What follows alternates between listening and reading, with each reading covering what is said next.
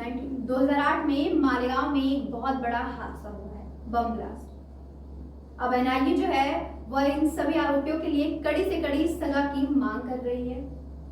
पहले तो प्रज्ञा सिंह ठाकुर को इस मामले में छोड़ दिया गया था, परंतु अभी हाल ही में खबर के हिसाब से पता चला है कि प्रज्ञा सिंह ठाकुर समेत 7 आरोपी को कड़ी से कड़ी सजा देने की एनआईए ने मांग की है। इस पे कोर्ट अपना फैसला 9 मई को सुनाएगा। आइए नजर डालते हैं इस खास रिपोर्ट। मालेगांव ब्लास्ट 2008 एनआईए ने 7 आरोपियों को यूएपीए की धारा 16 के तहत मौत की सजा की मांग की। राष्ट्रीय जांच एजेंसी ने 2008 के मालेगांव बम धमाके मामले में मुंबई की विशेष अदालत से 7 आरोपियों को गैर कानूनी गतिविधि की धारा 16 के तहत मौत की सजा देने का अनुरोध किया है। एनआईए ने अपनी अंतिम दलील में कहा कि यह हमला लोगों में आतंक फैलाने और सांप्रदायिक तनाव उत्पन्न करने के उद्देश्य से किया गया था। इस धमाके में 6 लोग मारे गए और 100 से अधिक घायल हुए थे। अदालत ने अपना निर्णय सुरक्षित रख लिया है और 8 मई को फैसला सुनाया जाएगा। एनआईए ने साध्वी प्रज्ञा सिंह ठाकुर को दी क्लीन चिट, लेकिन अब लिया पलट फैसला। इससे पहले एनआईए ने साध्वी प्रज्ञा सिंह ठाकुर और 5 अन्य आरोपियों के खिलाफ सभी आरोप हटा दिए थे क्योंकि पर्याप्त साक्ष्य नहीं मिले थे। हालांकि अब एनआईए ने अपना रुख बदलते हुए साध्वी प्रज्ञा सहित 7 आरोपियों के खिलाफ यूएपीए की धारा 16 और 18 के तहत मुकदमा चलाने का निर्णय लिया है। एनआईए ने अदालत से कहा है कि इन आरोपियों ने हिंदुत्व विचारधारा से प्रेरित होकर इस आतंकी हमले की साजिश रची थी। जमीयत उलेमा का फांसी की सजा की मांग। जमीयत उलेमा महाराष्ट्र के लीगल सेल के वकील शाहिद नदीम ने बताया कि एनआईए ने यूएपीए की धारा 16 का हवाला देते हुए आरोपियों को फांसी की सजा देने की मांग की है। इस धारा के तहत यदि किसी आतंकी हमले में किसी की मौत होती है तो दोषियों को फांसी तक की सजा दी जा सकती है। मालेगांव में 2008 में हुए बम धमाके में हिंदू संगठन के संदिग्धों की पहचान की गई थी।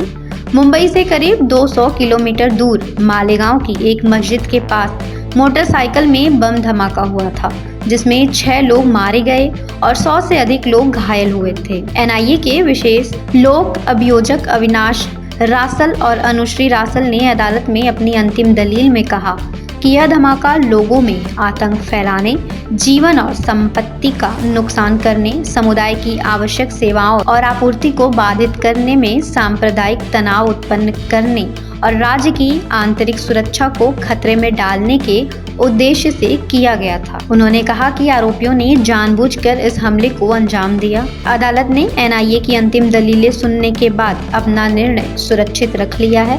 अब सभी की नजरें 8 मई को आने वाले फैसले पर टिकी है। मालेगांव बम धमाका एक गंभीर आतंकी घटना थी जिसमें निर्दोष लोगों की जान गई और कई घायल हुए।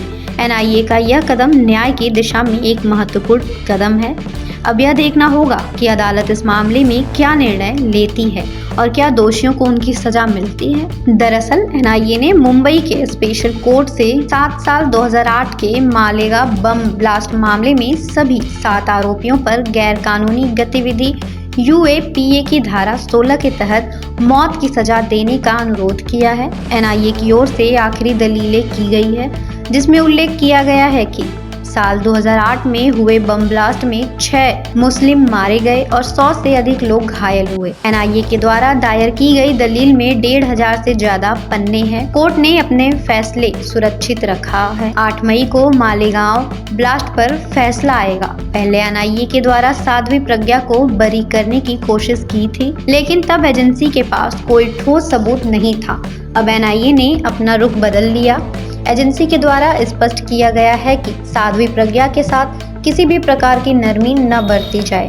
इस केस में साध्वी प्रज्ञा, कर्नल प्रसाद पुरोहित, मेजर रमेश उपाध्याय, स्वामी दयानंद पांडे, अजय राहिरकर, समीर कुलकर्णी और सुधाकर चतुर्वेदी पर आरोप है कि उन्होंने हिंदुत्व विचारधारा से जुड़ी एक बड़ी साजिश के तहत बम ब्लास्ट की योजना बनाकर अंजाम दिया था। जमीयत उलेमा ने भी फांसी की मांग की। जमीयत उलेमा महाराष्ट्र के लीगल सेल के वकील शाहिद नदीम ने बताया कि एजेंसी के द्वारा यूएपीए कानून की धारा 16 का हवाला दिया है। इसके मुताबिक किसी भी आतंकी हमले में किसी की मौत होती है तो दोषियों को फांसी तक की सजा दी जा सकती है।